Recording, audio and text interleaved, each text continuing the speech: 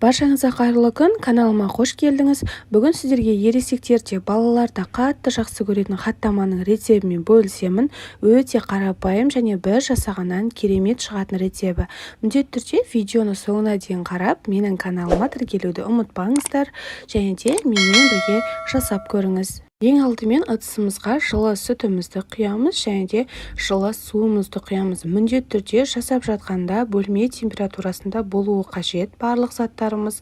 Кішкене ғана тұзымызды және бір шай қасыққа толтырмай ашытқымызды жақсылап салып, вилканың немесе венчиктің көмегімен жақсылап араластырып аламыз. Жақсылап араластырып алғаннан кейін үстіне осылай ұнымызды саламыз. Ұныңызды илектен өткізбесеңіз де болады.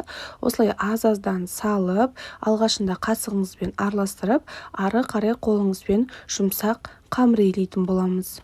Ешқандай түйіршіктер қалдырмай, осылай жақсылап илеп, бетіне салафан немесе пищевой пленка салып, 20 минутқа, жарты сағатқа кішкене тындырып қалдырамыз. Қолыңызды майлап аламыз да, видеодағыдай қамырды барлығына осылай әдемілеп жағып шығатын боламыз. Столымызға түсіріп алып, жақсылап иі қанғанша қолымызбен жақсылап басамыз.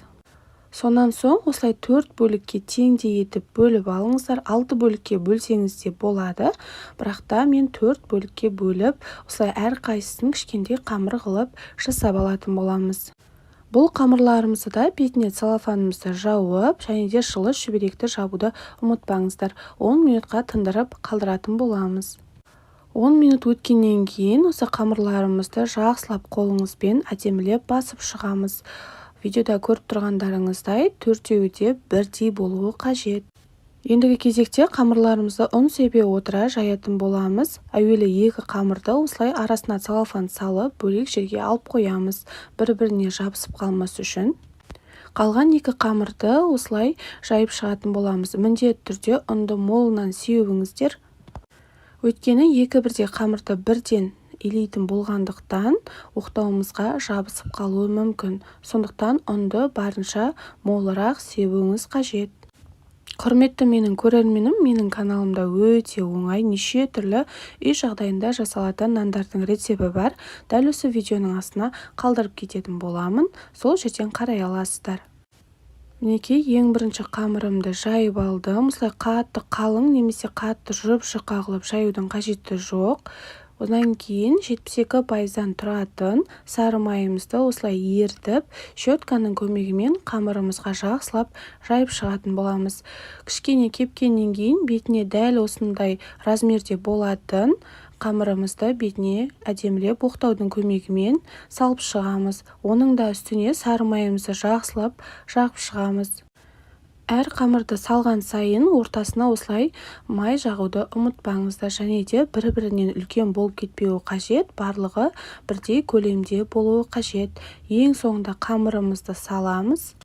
Қамырымызды салғаннан кейін видеода көріп тұрғандай шеттерін азғантай қайырамыз. Екі жағындағы шеттерін осылай бір-біріне беттестіріп қайырып, дәл осы видеодағыдай жасайтын боламыз. Міндетті түрде тағы да кішкене майлап жіберуді ұмытпаңыздар. Хаттамаңыз қытырлақ әрі өте дәмді, қатбарлы болып шыққанын қаласаңыз, міндетті түрде 72-82% сары майды қолданыңыз. Барлығын жақсылап орап болғаннан кейін, видеода көріп тұрғандарыңыздай ортасынан пышақпен кесіп, қамырыңызды созып жіберіңізде, қолыңызбен әдемілеп орап шығыңыз. Осы жерде бір-бірден орап, екі күлше нан жасасаңыздар да болады, яғни екі қатпарлы нан жасасаңыздар да болады, бірақ та мен үлкен біреуін жасайын деп шешіп, осылай екеуін қосып жібердім.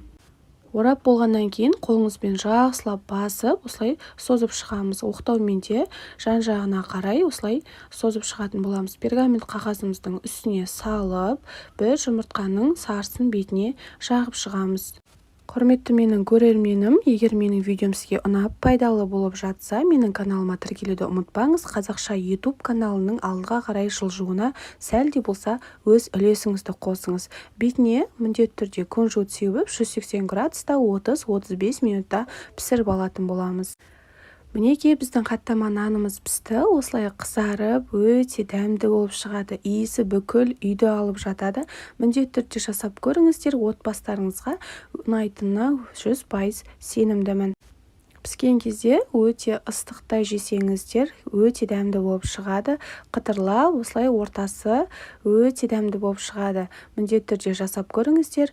Менің видеом ұнаса, менің каналыма тіркелуді ұмытпаңыздар. Алдағы уақытта өте керемет рецепттермен бөлісетін боламын.